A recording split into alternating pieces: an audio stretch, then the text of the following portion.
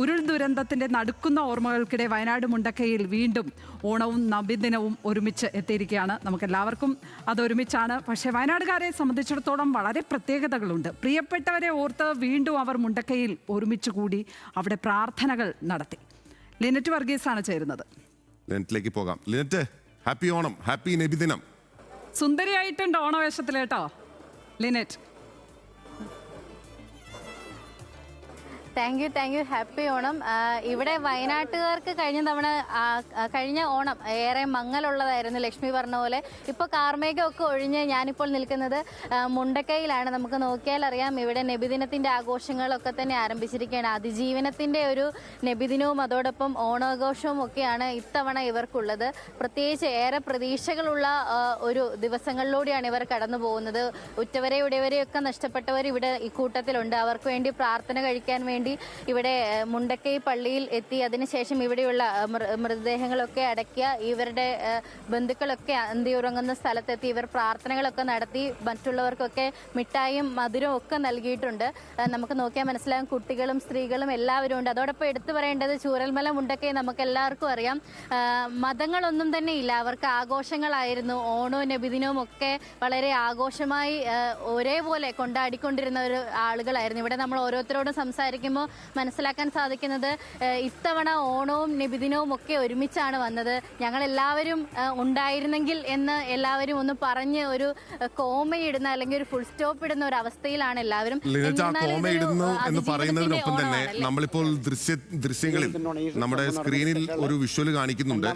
ആ visual okay, നമുക്ക് ആ ബൈറ്റ് എടുത്തിട്ട് സംസാരിച്ചോളൂ, അദ്ദേഹത്തോട് സംസാരിച്ചോളൂ. പ്രാർത്ഥന കാര്യങ്ങൾ ചെയ്തിരുന്നു. ഇതുമായി ബന്ധപ്പെട്ട കമ്മിറ്റിയുടെ ഭാരവാഹികൾ, ഇതിന് നേതൃത്വം കൊടുക്കുന്ന ആളുകളാണ് ഇവർ. എല്ലാ ആളുകളും ഇവിടെയുണ്ട്. നമ്മുടെ പ്രാർത്ഥനകളും എല്ലാ കാര്യങ്ങളും എല്ലാവർക്കും വേണ്ടിയാണ് നമ്മൾ ചെയ്തിട്ടുള്ളത്. ഇവിടെ സർവ്വമത പ്രാർത്ഥനയൊക്കെ നടത്തിയത് നമുക്ക് ഓർമ്മയുണ്ട്. ഇവിടെ ഇപ്പം നബിദിനമാണ്. പലരും ഓണമായിട്ട് ഈ പഴയ സ്ഥലങ്ങളിലേക്കും പഴയ ആളുകളുടെ ഓർമ്മയൊക്കെ തേടിയാണ് ഒരു മുണ്ടക്കയിലേക്ക് എത്തിയിരിക്കുന്നത്. ഒപ്പം എല്ലാവരും ഉണ്ട്. മറ്റു മതസ്ഥർക്കൊക്കെ തന്നെ നിങ്ങൾ മിഠായി കൊടുക്കുന്നൊക്കെ കണ്ട്. ഇതുപോലെ തന്നെ ആയിരുന്നില്ലേ കഴിഞ്ഞ തവണയും? ഇതിനേക്കാൾ വളരെ സൗഹാർദ്ദത്തിൽ ജീവിച്ചൊരു പ്രദേശമായിരുന്നു ഈ മുണ്ടക്കൈ. ഇവിടെ നബിദിനത്തിന് അമ്പല കമ്മിറ്റി ആയിരുന്നു മധുരം വിതരണം ചെയ്തിരുന്നത് മുൻകാലങ്ങളിൽ. ആ ആളുകളൊന്നും ഇന്ന് ഞങ്ങളുടെ കൂടെ ഇല്ല. ഇതിൽ ദുരന്തത്തിൽപ്പെട്ട് മരണപ്പെട്ടു പോയ ആളുകളാണ്. ഇന്ന് തന്നെ വയനാടിന്റെ വിവിധ പ്രദേശങ്ങളിൽ നിൽക്കുന്ന വാടകയ്ക്ക് താമസിക്കുന്ന ആളുകളാണ് എല്ലാവരും, ഞാൻ ഉൾപ്പെടെ എല്ലാവരും. ഞങ്ങൾ ഇവർക്ക് വേണ്ടി പ്രാർത്ഥിക്കാൻ വേണ്ടിയിട്ടാണ് ഇന്നിവിടെ ഒത്തുകൂടിയിട്ടുള്ളത്. വളരെ വിഷമമുണ്ട്. ഞങ്ങളുടെ പൂർവികരൊക്കെ നഷ്ടപ്പെട്ടതെങ്കിൽ കൂടി ഈ പരസ്പരം ഈ കൂടിച്ചേരൽ, വല്ലപ്പോഴുമുള്ള ഈ കൂടിച്ചേരൽ വലിയൊരു ആശ്വാസം തന്നെയാണ്. അതുപോലെ തന്നെ ചെറിയൊരു പ്രയാസം ഈ ഒരു സമയത്ത് അറിയിക്കാനുള്ളതെന്ന് വെച്ചാൽ ഇനിയും കുറച്ച് ആളുകൾ കൂടി ഈ പുനരധിവാസവുമായി ബന്ധപ്പെട്ട് സർക്കാരിന്റെ ഇതിൽ ഒന്നിലും പെടാത്ത കുറേ നിഷ്കളങ്കരായ പാവപ്പെട്ട ആളുകളുണ്ട് ഇവിടെ. ഈ എസ്റ്റേറ്റിലും അല്ലാത്ത സർക്കാരിന്റെ ഇതിലും അല്ലാത്ത കുറെ ആളുകളുണ്ട്. സംഘടനകളൊക്കെ ഒരുവിധം സഹായിച്ചിട്ടും അതിൽ പുറത്തു നിൽക്കുന്ന ആളുകൾ അവരെ കൂടി ഈ ഒരു അവസരത്തിൽ ഏതെങ്കിലും സംഘടനകളോ ആരെങ്കിലുമൊക്കെ മുൻകൈ എടുത്തിട്ട് ഈ ഒരു പുനരധിവാസത്തിൽ ഉൾപ്പെടുത്തി അവർക്കൊരു കിടക്കാനൊരു ഇടം കിട്ടുകയാണെങ്കിൽ ഞങ്ങൾക്ക് വളരെ സന്തോഷമുണ്ട്. ഈ ഒരു അവസരത്തിൽ ഒരിക്കലും അവർ അനാഥമായി പോകരുത്.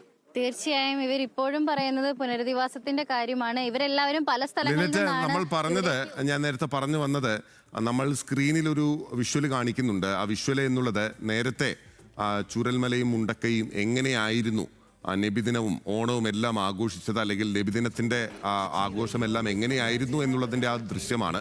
ഒരുപാട് മനുഷ്യരെ നമുക്ക് അതിൽ കാണാം. ആ മനുഷ്യരൊക്കെ ഇപ്പോൾ ഉണ്ടോ എന്ന കാര്യം നമുക്ക് അറിയില്ല. അത്രയും സഹോദര്യത്തിലും സൗഹാർദ്ദത്തിലും താമസിച്ചിരുന്ന ഒരു നാടാണ് ഇല്ലാതായി പോയത്. അപ്പോൾ അവരെ ഓർത്തുകൊണ്ടാണ് നബിദിനവും ഓണവും എല്ലാം അവരാഘോഷിക്കുന്നത്. അല്ലേ? എന്നോട് എന്തെങ്കിലും പറയാനുണ്ടോ? ഇല്ല ലിനറ്റ്, അടിച്ചു പൊളിക്കണം ഓണം. ആ ഗംഭീര വേഷത്തിൽ ലിനറ്റിനെ കണ്ടതിൻ്റെ ഒരു സന്തോഷമുണ്ട്. അപ്പോൾ ലിനറ്റ് വയനാട്ടിലെത്തിയതിന് ശേഷമുള്ള ആദ്യത്തെ ഓണമാണ്. ലിനറ്റ് എന്തെങ്കിലും അവിടെ നിന്ന് കൂട്ടിച്ചേർക്കാനോ ആരോടെങ്കിലും വർത്താനം പറയാനോ ഉണ്ടായിരുന്നോ? അങ്ങനെ നിൽക്കുമായിരുന്നോ? അങ്ങനെയാണെങ്കിൽ വേഗം പറഞ്ഞിട്ട് അവസാനിപ്പിച്ചോ. തീർച്ചയായും നമുക്ക് നോക്കിയാൽ മനസ്സിലാകും. സാധാരണ രീതിയിൽ ഞങ്ങളിവിടെ ലൈവിനൊക്കെ വരുമ്പോൾ കാർമേഘമൊക്കെ തെളിഞ്ഞ ഒരു സ്ഥലമാണ്.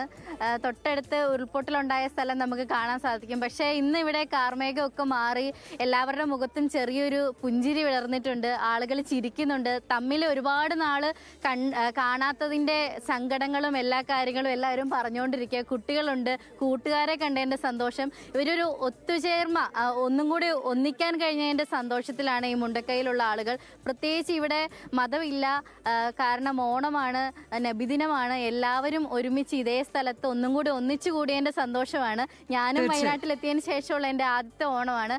ഇതും ഞങ്ങൾക്ക് വയനാടുകാർക്ക്, ഇപ്പം ഞാൻ വയനാട്ടുകാരിയാണ്, അതുകൊണ്ട് തന്നെ വയനാടിൻ്റെ ഒരു അതിജീവനത്തിൻ്റെ ഒരു ആഘോഷം തന്നെയാണ് ഇന്ന് ആയി മാറിയിരിക്കുന്നത് ലക്ഷ്മി ആൻഡ് ബിനിൽ. തീർച്ചയായും അത് തന്നെയാണ് നമുക്ക് നമ്മുടെ ആത്മവിശ്വാസവും മനോവീര്യവും ഒക്കെ തിരിച്ചു കൊണ്ടുവരുന്ന നാളുകൾ തന്നെയാണ് ഓണനാളുകൾ. അത് തന്നെയാണല്ലോ ആത്യന്തികമായി ഒരു തിരിച്ചുവരവിൻ്റെ ഉയർത്തെഴുന്നേൽപ്പിൻ്റെ ഒക്കെ ഒരു ആഘോഷം തന്നെയാണ്. ജീവിച്ച മനുഷ്യരെല്ലാവരും ഇപ്പോഴും എന്താ പറയുന്നത്, അവർ ഈ വിധത്തിൽ അവിടെ നിലയുറപ്പിക്കുന്നു എന്ന് പറയുന്നത് തന്നെ വലിയ മനക്കട്ടിയുള്ള. സത്യം പറഞ്ഞാൽ ഈ ഉരുൾപൊട്ടൽ ഉണ്ടാവുന്ന സമയത്ത് 2 വർഷം മുമ്പ്, 1 വർഷം മുമ്പല്ലേ, ഒരു വർഷം മുമ്പ് ആ സമയത്ത് ഞാനാകെ തകർന്നു പോയി. സത്യം പറഞ്ഞാൽ ഞാൻ ഒരുപാട് തവണ പോയിട്ടുണ്ട്. വയനാട്ടുകാരൻ എന്ന നിലയ്ക്ക് തന്നെ ഒരുപാട് തവണ പോയിട്ടുള്ള എനിക്കൊക്കെ സുഹൃത്തുക്കൾ ഉണ്ടായിരുന്ന ഒരു സ്ഥലമാണ്. എൻ്റെ സുഹൃത്തുക്കളൊന്നും അപകടത്തിൽ പെട്ടില്ല ഭാഗ്യവശാൽ. പക്ഷേ ആ സ്ഥലം ഇങ്ങനെ തകർന്നു പോയി എന്ന് പറഞ്ഞപ്പോൾ ആദ്യം ഇതിൻ്റെ ഒരു ആഘാതം നമുക്ക് മനസ്സിലായില്ലല്ലോ. പക്ഷെ അവിടെ ഉരുൾപൊട്ടി എന്ന് പറഞ്ഞപ്പോൾ തന്നെ എനിക്ക് ഉറപ്പായിരുന്നു അത് വലിയ ദുരന്തമായിരിക്കുമെന്ന്. കാരണം അത്രയധികം ആളുകൾ താമസിക്കുന്ന ഒരുപാട് വലിയൊരു സ്ഥലമല്ല, ഒരു ചെറിയ ഒരു സ്ഥലം, പക്ഷെ ഒരുപാട് ആളുകൾ താമസിക്കുന്നുണ്ട് എന്നുള്ളതാണ് അതിൻ്റെ ആഘാതശേഷി വർദ്ധിപ്പിച്ചത്. എന്തായാലും ആ മനുഷ്യർ എഴുന്നേറ്റ് നിൽക്കുന്നു എന്നുള്ളത് തന്നെ വലിയ കാര്യമാണ്. അവരെ ചേർത്ത് പിടിക്കുകയാണ്. അതെ, കേരളം ഒന്നാകെ അവരെ ചേർത്ത് പിടിക്കുകയും അങ്ങനെ കേരളത്തിന്റെ ആകെ ഒരു ദുരന്തമായിരുന്നല്ലോ. അപ്പൊ നമ്മൾ ഈ തവണ ഈ നിന്ന് നിറഞ്ഞു ചിരിക്കുന്നത് ആ ഒരു അതിജീവനത്തിന്റെ ചിരി കൂടിയാണ്.